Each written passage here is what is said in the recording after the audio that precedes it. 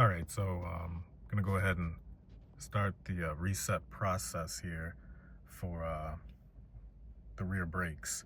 So first of all, we're gonna go to the start button here, press it 3 times.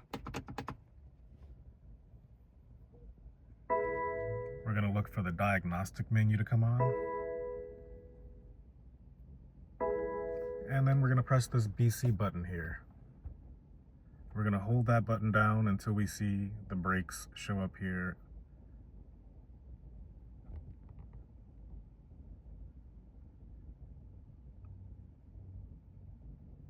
It's roughly 20 seconds. All right, so we got that. So we're gonna let it go.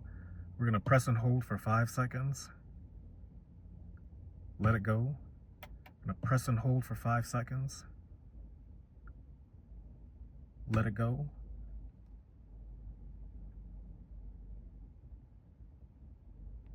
All right, and that's how it's done.